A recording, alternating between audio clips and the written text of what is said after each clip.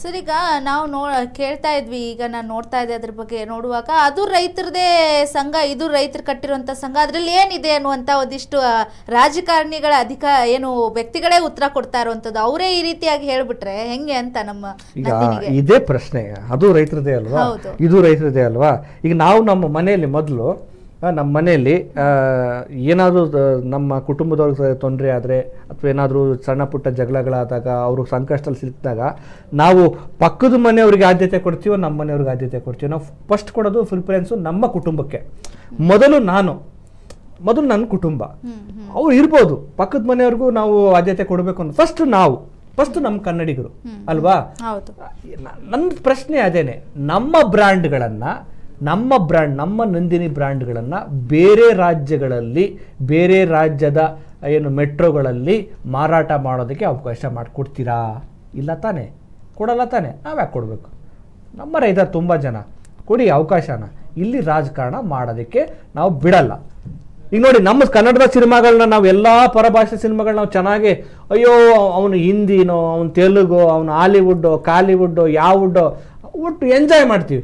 ಆಯ್ತಪ್ಪ, ನಿಂದು ಹಾಕು ನೋಡ್ತೀವಿ, ತಮಿಳು ನಿಂದು ಹಾಕು ನೋಡ್ತೀವಿ, ನಾನು ತೆಲುಗ್ನೇನೋ ನಿಂದು ಹಾಕು ನೋಡ್ತೀವಿ.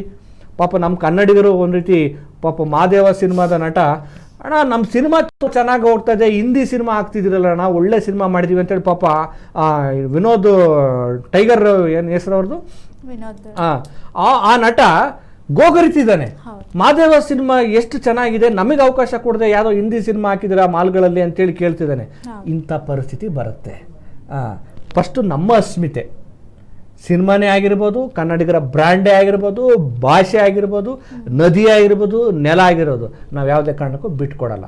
ಮೊದಲು ನಾವು, ಆಮೇಲೆ ನೀವು, ಅಷ್ಟೇ. ಎಸ್, ಇನ್ನು ರೇಟ್ ವಿಚಾರವಾಗಿ ನೋಡೋದಾದ್ರೂ ಕೂಡ ಏನು ಅಮೂಲ್ ಬ್ರ್ಯಾಂಡ್ಗೆ ಕಂಪೇರ್ ಮಾಡಿದ್ರೆ ನಮ್ಮ ನಂದಿನಿದು ವರ್ತ್ ಆಗಿದೆ. ರೇಟ್ ವಿಚಾರ ಆಗಿರ್ಬೋದು, ಸಾಕಷ್ಟು ಇತ್ತೀಚೆಗೆ ಅಂತೂ KMF ಅವರು ಸಾಕಷ್ಟು ಅದನ್ನು ಜಾಸ್ತಿ ಸ್ಪ್ರೆಡ್ ಮಾಡಬೇಕು ಅನ್ನೋ ನಿಟ್ಟಿನಲ್ಲಿ ಐಸ್ ಕ್ರೀಮ್ ಆಗಿರ್ಬೋದು, ಆಮೇಲೆ ಪೇಡಗಳಾಗಿರ್ಬೋದು, ಆಮೇಲೆ ಏನು ಒಂದಿಷ್ಟು ಫುಡ್ಗಳನ್ನ ಜಾಸ್ತಿ ಥರಥರದ ಬಗೆಯಾದಂಥ ಫುಡ್ಗಳನ್ನ ಪ್ಯಾಕೆಟ್ಗಳನ್ನ ಕೂಡ ಅವ್ರು ಹೊರಗೆ ತಂದಿದ್ದಾರೆ. ಸಾಕಷ್ಟು ವೆರೈಟಿಗಳನ್ನೂ ಕೂಡ ಇದೀಗ ನಂದಿನಿಯಲ್ಲಿ ನೋಡೋದಕ್ಕೆ ಸಿಗ್ತಾ ಇದೆ ನಮಗೆ. ನಂದಿನಿಯಲ್ಲಿ ಇದು ಅನ್ನುವಂಥ ನೋಡಿದಾಗ ಹೋದಾಗ ಅಷ್ಟರ ಮಟ್ಟಿಗೆ ವೆರೈಟಿ ನಮ್ಗೆ ಸಿಗ್ತಾ ಇದೆ. ಹಿಂಗಿರುವಾಗ ನಮ್ಮ ನಂದಿನಿಗೆ ಜಾಸ್ತಿ ಪ್ರಾಮುಖ್ಯತೆನ ಕೊಡಬೇಕು. ನಂದಿನಿಗೆ ಮೊನ್ನೆ ಕೂಡ ಡೆಲ್ಲಿಯಲ್ಲಿ ಹೋದಾಗಲೂ ಒಂದು ವಿವಾದ ಆಗಿತ್ತು ನಂದಿನಿ ಹಾಲ್ ಬಗ್ಗೆ. ಅಲ್ಲೇ ಹಿಂಗಾದಾಗ ನಾವು ಕೂಡ ಈ ವಿವಾದವನ್ನು ಮಾಡೋದು ಸರಿ ಅಂತ ಅನ್ಸುತ್ತೆ. ಯಾಕಂದ್ರೆ ಜನರು ಅದಕ್ಕೆ ಉಗಿತಾ ಇದ್ದಾರೆ, ನಮ್ಮ ನಂದಿನಿ ತಗೋಬೇಕು, ಆಮೇಲೆ ನೀವು ಬೇರೆದೇನಾದರೂ ಮಾಡಿ ಅಂತೇಳಿ ಜನ ಉಗಿತಾ ಇರೋದೀಗ. ಎಸ್, ಇನ್ನು ಸರ್, ಕ್ಯಾಬಿನೆಟ್ ಸಭೆ ನಡಿಬೇಕಾಗಿತ್ತು ಇವತ್ತು ನಂದಿ ಬೆಟ್ಟದಲ್ಲಿ, ಕಾರಣಾಂತರಗಳಿಂದ ಕ್ಯಾನ್ಸಲ್ ಆಗಿದೆ ಅಂತ ಹೇಳ್ತಾ ಇದ್ರು. ಇನ್ನು ಫಸ್ಟ್ ಅಲ್ಲಿ ಯಾಕೆ ಮಾಡ್ಬೇಕಂತೇಳಿ ಡಿಸೈಡ್ ಆಗಿದ್ರು, ಮತ್ತೆ ಈಗ ಯಾಕೆ ಕ್ಯಾನ್ಸಲ್ ಮಾಡಿದ್ರು ಅಂತ ಹೇಳಿ. ಈ ಕ್ಯಾಬಿನೆಟ್ ಸಭೆಗೆ ಬಹಳ ಮಹತ್ವ ಇರುತ್ತೆ. ಅದನ್ನು ಸಚಿವ ಸಂಪುಟ ಸಭೆ ಅಂತ ಕರೀತಾರೆ. ಈ ಸಚಿವ ಸಂಪುಟ ಸಭೆಯಲ್ಲಿ ಕ್ಯಾಬಿನೆಟ್ ಸಭೆ ಅಂದರೆ ಎಲ್ಲ ಮಂತ್ರಿಗಳು, ಅಂದರೆ ಮುಖ್ಯಮಂತ್ರಿಗಳ ಒಂದು ತಂಡ ಇರುತ್ತಲ್ಲ, ಎಲ್ಲ ಮಂತ್ರಿ ಮಹೋದಯರು ಸೇರಿಕೊಂಡು ಒಂದಷ್ಟು ಮಹತ್ವದ ವಿಚಾರಗಳನ್ನು ಚಿಂತನೆ ಮಾಡಿ, ಚರ್ಚೆ ಮಾಡಿ ಅದನ್ನು ಅನುಷ್ಠಾನ ಮಾಡ್ತಾರೆ. ನಾವು ಇಂಥದ್ದೊಂದು ಯೋಜನೆಗಳನ್ನು, ಇದು ಕ್ಯಾಬಿನೆಟ್ ಡಿಸಿಷನ್ಗೆ ಅದೊಂದು ಕಾನೂನಾತ್ಮಕವಾದಂಥ ಒಂದು ಮಹತ್ವದ ಒಂದು ಮಾನ್ಯತೆ ಇರುತ್ತೆ. ಹಾಗಾಗಿ ಕ್ಯಾಬಿನೆಟ್ನಲ್ಲಿ ಅಂಗೀಕರಿಸುವ ವಿಚಾರಗಳು ಅಥವಾ ಮಂಡಿಸುವ ವಿಚಾರಗಳು ಬಹಳ ಮಹತ್ವದ್ದಾಗಿರುತ್ತೆ. ಅದನ್ನು ನಿರ್ಧಾರ ಮಾಡಿದ್ಮೇಲೆ ಅದನ್ನು ಅನುಷ್ಠಾನಗೊಳಿಸಬೇಕಾಗತ್ತೆ. ಹಾಗಾಗಿ ಕ್ಯಾಬಿನೆಟ್ ಮೀಟಿಂಗ್ಗೆ, ಸಚಿವ ಸಂಪುಟ ಸಭೆಗೆ ಬಹಳ ಮಹತ್ವ ಇರುತ್ತೆ. ಸಹಜವಾಗಿ ಕ್ಯಾಬಿನೆಟ್ ಮೀಟಿಂಗು ವಿಧಾನಸೌಧದಲ್ಲಿ ನಡೆಯುತ್ತೆ. ಆದರೆ ಕೆಲವೊಂದು ಸಲ ಏನಾಗುತ್ತೆ, ಕೆಲವೊಂದು ಕ್ಷೇತ್ರಗಳನ್ನು ಆಯ್ದುಕೊಳ್ತಾರೆ. ಒಂದು ಚೇಂಜ್ ಇರಲಿ ಅನ್ನೋ ಒಂದು ಕಾರಣ.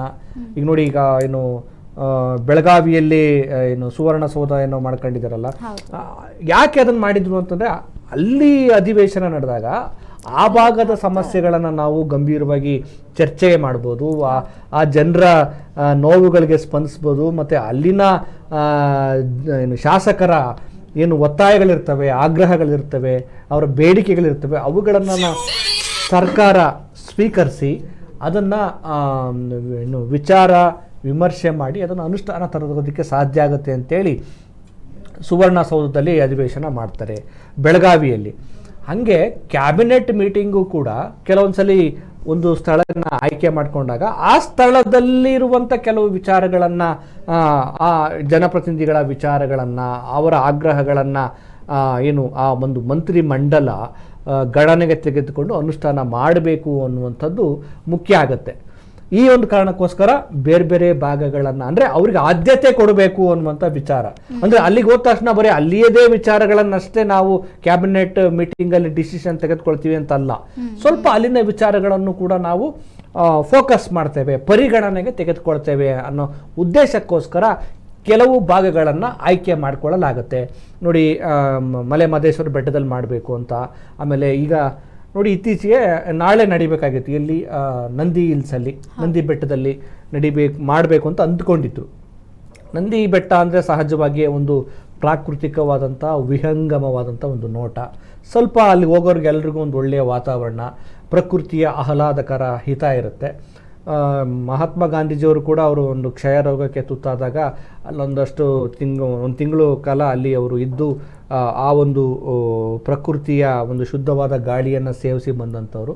ಸೊ ನಮ್ಮ ಮಂತ್ರಿ ಮಹೋದಯರು ಕೂಡ ಆ ಒಂದು ನಂದಿ ಹಿಲ್ಸಲ್ಲಿ ಮೀಟಿಂಗನ್ನು ಮಾಡಿ, ಕ್ಯಾಬಿನೆಟ್ ಮೀಟಿಂಗನ್ನು ಮಾಡಿ, ಅಂದರೆ ಈಗ ಅದು ಏನು ನಂದಿ ಹಿಲ್ಸ್ ಚಿಕ್ಕಬಳ್ಳಾಪುರ ಜಿಲ್ಲೆಗೆ ಸೇರುತ್ತೆ.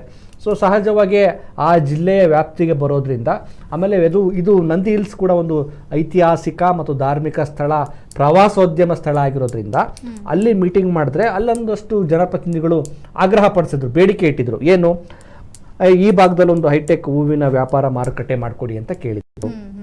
ಆಮೇಲೆ ನಂದಿ ಹಿಲ್ಸ್ಗೆ ಒಂದು ರೋಪ್ ವೇ ಮಾಡಬೇಕು ಅಂತ ಒಂದು ಬೇಡಿಕೆಯನ್ನು ಇಟ್ಟಿದ್ರು. ಆಮೇಲೆ ಮೆಡಿಕಲ್ ಕಾಲೇಜಿನ ಆಸ್ಪತ್ರೆ ಮಾಡೋದಕ್ಕೆ ಅದಕ್ಕೆ ಅನುದಾನ ಕೊಡಬೇಕು ಅಂತ ಕೇಳಿದರು. ಮತ್ತು ಬಾಗೇಪಲ್ಲಿ ತಾಲೂಕಿನ ಗಂಟ್ಲ ಮಲ್ಲಮ್ಮ ಅಂತೇಳಿ ಒಂದು ಡ್ಯಾಮನ್ನು ನಿರ್ಮಾಣ ಮಾಡಿಕೊಡಿ ಅಂತ ಕೇಳಿದ್ರು. ಅಂದರೆ ಒಂದಷ್ಟು ಬೇಡಿಕೆಗಳನ್ನು ಕ್ಯಾಬಿನೆಟ್ ಮುಂದೆ ಇಟ್ಟಿದ್ರು. ಅಂದರೆ ಆ ಬೇಡಿಕೆ ಸಿಗದೆ ಇದ್ದಿದ್ದ ಕಾರಣ ಗ್ರೀನ್ ಸಿಗ್ನಲ್ ಸಿಕ್ಕಿಲ್ಲ ಅನ್ನೋದಕ್ಕೆ ಏನಾದರೂ ಕ್ಯಾನ್ಸಲ್ ಮಾಡಿದ್ರೆ ಬಹುಶಃ ಇರ್ಬೋದು.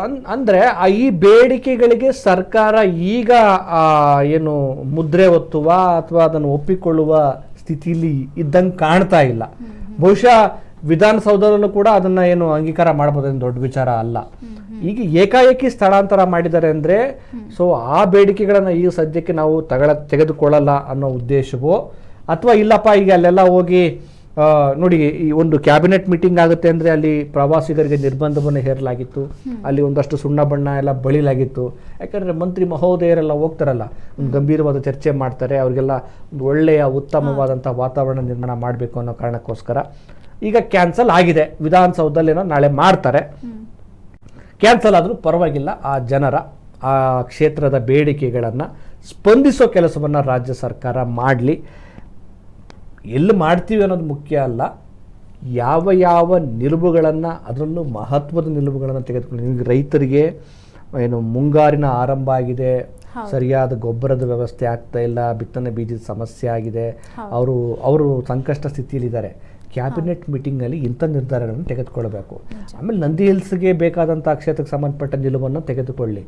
ಅಂದರೆ ತುಂಬ ಎಮರ್ಜೆನ್ಸಿ, ತುರ್ತು ಯಾವಿದೆ, ಇಂಥ ಈ ಕೆಲಸವನ್ನು ಮಾಡಲೇಬೇಕು ಅನ್ನುವಂಥ ವಿಚಾರ ಯಾವಿದ್ದಾವೆ ಅವನ್ನೆಲ್ಲ ಕ್ಯಾಬಿನೆಟ್ ಮೀಟಿಂಗಲ್ಲಿ ತೆಗೆದುಕೊಳ್ಳಿ ಅನ್ನೋದು ನಮ್ಮ ಆಶಯ.